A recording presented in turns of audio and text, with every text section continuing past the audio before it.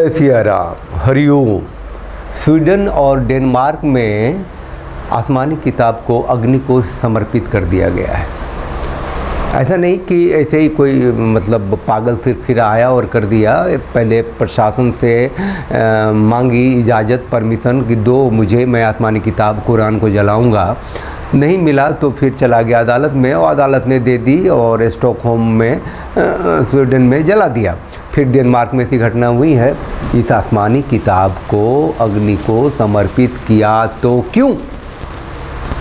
पहले अपने देश भारत से शुरू कर लेते हैं कि किस तरह से लोग इस आसमानी किताब के विरोध में बात करते रहे हैं, उसका हुआ क्या।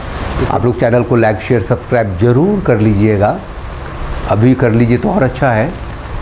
और जो सच है उसे सुनिए। देखिए, the Calcutta Quran petition, Calcutta Quran petition जो था, एक किताब थी जिसे लिखा गोयल और चांदमल चोपड़ा ने। गोयल पूरा नाम सुनिए, सीताराम गोयल। अब समझ में आई होगी आपको, है ना। ये 1986 में 1986 में इसका पहला एडिशन निकला था। किताब का नाम ही था द कलकत्ता कुरान पिटीशन, है ना। सब्जेक्ट मैटर क्या था कि कुरान को सेंसरशिप करना था, बैन करना था। ये उनकी आइडियोलॉजी थी, उनका माइंडसेट था।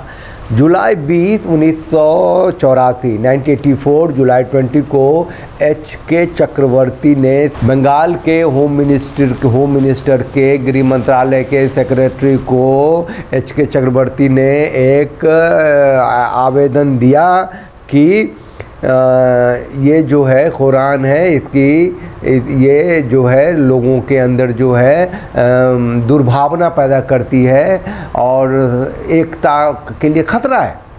ठीक है, कोई जवाब नहीं मिला इनको। चांदमल, तो ये 16 मार्च 1985 को इनकी मुलाकात हुई चांदमल चोपड़ा जी से। दोनों का माइंड से डेक मिला। फिर दोनों ने मिलके होम सेक्रेटरी को चिट्ठी लिखे, वहाँ से भी इन लोगों को कोई जवाब नहीं मिला। उन्होंने साफ बात फिर भी कही कि भैया दो समुदायों के बीच जो नफ़रत है उसका कारण जो है ये आसमानी किताब है। ये उन लोगों का माइंडसेट था। उन्होंने ऐसे आवेदन दिया था। जब नहीं हुआ, उसके होम सेक्रेटरी ने कोई जवाब नहीं दिया, तो ये लोग चले गए अदालत में, रिट पिटीशन फाइल कर दिया हाई कोर्ट में, है ना। पश्चिम बंगाल के अटॉर्नी जनरल ने रिट पिटीशन के खिलाफ अदालत में आए, उतरे सरकार की तरफ से कि ये लोग भैया पागल लोग हैं, ये रिट पिटीशन में ये आसमानी किताब कुरान के ख़िलाफ़ इसने किया, ये ठीक नहीं है। इन लोगों ने फिर रिव्यू पिटीशन किया और रिव्यू पिटीशन के बाद जज साहब ने कहा कि ये बकवास है और डिसमिस कर दिया।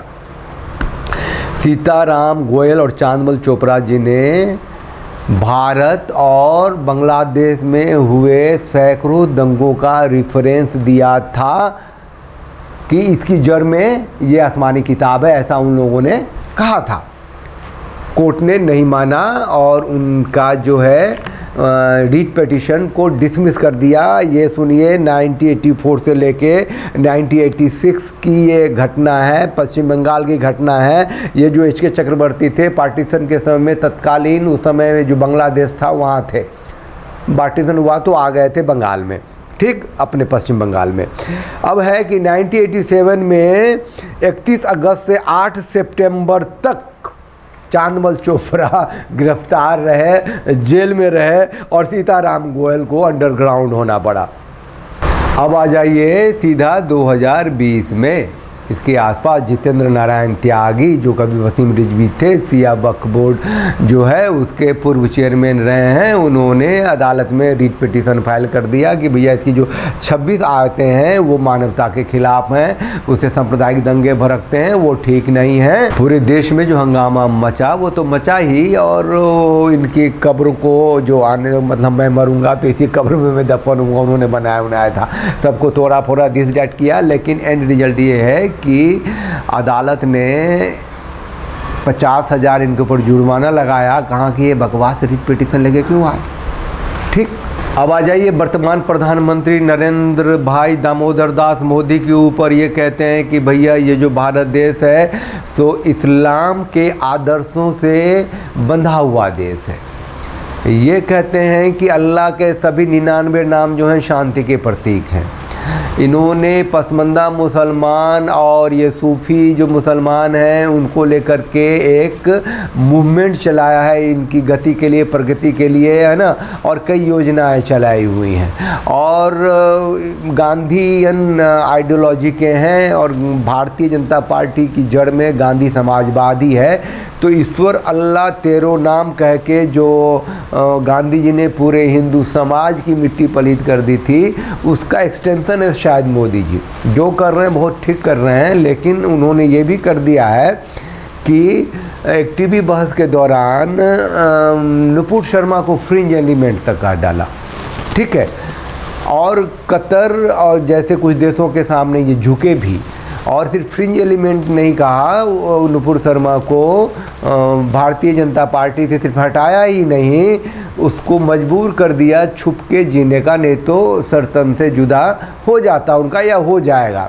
फिर वो जो अजमेर दरगाह में जो थे उसके चिश्ती लोगों ने कहा उसका सर ला के दो और सरतन से जुदा के नारे लगे, और वो लगा कि उनको, मोदी जी को लगा कि ये सब तो होना ही था, होना भी चाहिए, क्योंकि जिसने भी शांति के जो 99 नाम है अल्लाह के, उसके खिलाफ कुछ भी बोला तो उसका अंत यही होना चाहिए। दूसरी तरफ देख लीजिए कि जो मनुस्मृति है जलाए गए हैं इस देश में, कोई नहीं कुछ बोलता। थोड़े से जो हिंदू ऑर्गेनाइजेशंस हैं, साधु संत हैं, वो थोड़े से बिलबिला लेते हैं, कुछ बोल लेते हैं। पिछले दिनों जो पॉलिटिशियंस से बिहार के शिक्षा मंत्री थे या स्वामी प्रसाद मौर्य थे, उन्होंने खुल के रामायण के खिलाफ मुहिम छेड़ दी थी और कहते इसे दलितों के खिलाफ है, ये है, दिस है, दैट है, उसको ख़त्म कर देना चाहिए, जला देना चाहिए, उसके कुछ पन्ने को पब्लिकली फाड़ा भी उन लोगों ने, जलाने की भी कोशिश की। लेकिन हिंदू हैं, उनको लगता है कि ये जो हमारा धर्म है हमारे हृदय में है और इसे कोई नहीं मानता है, कोई जलाने की बात करते तो हम क्या कर सकते हैं। ये है भारत की बात। हरि बोल, जय सिया राम, हरि ओम, जय श्री कृष्ण कहने वाले लोग बंटवारे के बाद के भारत में राम, कृष्ण, शिव की भूमि और उनके मंदिरों पर अगर मुसलमानों का अधिकार शेष है तो ये राष्ट्र भारत स्वतंत्र नहीं है। ये कहते रहे हैं गोवर्धन पीठ के शंकराचार्य, स्वामी निश्चलानंद सरस्वती और मेरे जैसे सनातनी लोग, आप जैसे कुछ सनातनी लोग इसे मानते भी हैं कि बंटवारे का जो आधार था वो था हिंदू मुसलमान धर्म। तो बट तो गया, जमीनें तो ले ली, लेकिन स्थितियां तो उससे भी ज़्यादा भयानक होती चली गई। अब मेरा ये मुद्दा है आज का कि ये जो अग्नि को समर्पित किया जाता रहा है, गाहे बगाहे आसमानी किताब, स्वीडन में, डेनमार्क में, और प्रोटेस्ट तो लगभग वेस्टर्न यूरोपियन कंट्री तो करते ही आ रहे हैं। क्यों करते आ रहे हैं, इस पे बहस क्यों नहीं होती? ये 56-57 देश के जो राजनेता हैं, जो महाराजा हैं, राजा हैं, मौलवी हैं, मुफ्ती हैं, ये उस आदमी से जिसने आसमानी किताब को, अग्नि को समर्पित किया, उसकी सिर्फ गर्दन काटने की बात क्यों करते? उसे बुलाते क्यों नहीं? उसे पूछते क्यों नहीं, भैया बताओ क्या दर्द है तुम्हारा? है ना, भारत में तो रिजवी ने तो बताया क्या दर्द है, इसे बहस का मुद्दा क्यों नहीं बनता? और अगर उसका दर्द गलत है तो समझाते क्यों नहीं? बहस का मुद्दा ये क्यों नहीं बनता कि मोहम्मद बिन सलमान जो क्राउन प्रिंस है, उसने प्रैक्टिकली बच्चों के टेक्स्ट बुक में सभी धर्मों को समाहित किया है? क्यों? मोहम्मद बिन सलमान ने रिफॉर्म करना शुरू किया, क्यों? मोहम्मद बिन सलमान ने हदीस को नहीं माना, क्यों?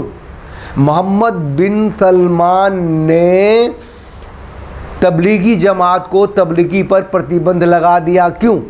मोहम्मद बिन सलमान ने स्त्रियों को अधिकार दे दिए हैं। और सबसे बड़ी बात तो मैं बता दूं कि मोहम्मद बिन सलमान एक नियोन सिटी बना रहे हैं जो आधुनिक सिटी होगा, पर्यटन का जगह होगा, पूरी दुनिया के लोग वहाँ आएंगे, वहाँ कोई बंदिशें नहीं होंगी, कोई वर्जनाएं नहीं होंगी, तो इस्लाम कहाँ स्टैंड करेगा।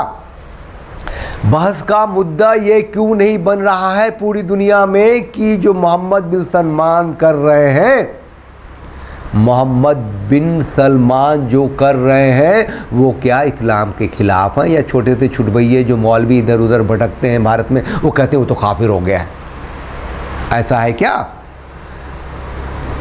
आसमानी किताब को, अग्नि को समर्पित करने के पीछे उनका लॉजिक क्या है, इस पर बहस क्यों नहीं होती। ये जो सर तन से जुदा के नारे भारत में लगते हैं और पत्थरबाजी होती है और गला काट होती है और गृह युद्ध जैसी स्थितियां हो जाती हैं, दिल्ली में दंगे जैसे हो जाते हैं, जो पूरी दुनिया देखती है और इस पर अपने अपने विचार देती है और गुस्सा जाहिर करती है, इसके पीछे अगर ये आसमानी किताब है तो इस पर बहस क्यों नहीं होती। क्लियरिटी, स्पष्ट पारदर्शिता क्यों नहीं बनाई जाती, ढक के छिप के क्यों बात होती रहती है। तुर्की में मैंने सुना है कि एथिस्ट और एगोनिस्ट की संख्या भयानक बढ़ गई है। एक साइजेबल पॉपुलेशन है जो खुद को एक्स मुस्लिम कहने लग गई है। तो ये सब कुछ किस लिए हो रहा है ये जानना तो जरूरी है, इस पर बहस क्यों नहीं होती। आसमानी किताब को अग्नि को समर्पित कर दिया या उसके बारे में कुछ लिख दी या कोई तस्वीर बना दी तो गला कट जाता है, चार्ली हेब्दो हो जाता है, टीचर को काट दिए जाते हैं और देश में नया कानून बनने लग जाता है। इमिग्रेशन को रोक लगो, इन मुसलमानों को अंदर आने से रोको, ये दिस है, ये दैट है। इन सब की जड़ में जो बात है उस पर बहस कौन करेगा, क्यों नहीं करेगा, क्या सब डरे हुए हैं। चैनल को लाइक कीजिए, शेयर कीजिए, सब्सक्राइब कीजिए और वो बेल आइकन प्रेस कर दीजिए जिससे कि हम जो भी बोलने आए, सच बोलने आए, आप उसे सुने और अपनी प्रतिक्रिया दें। जय सिया राम, हरिओम।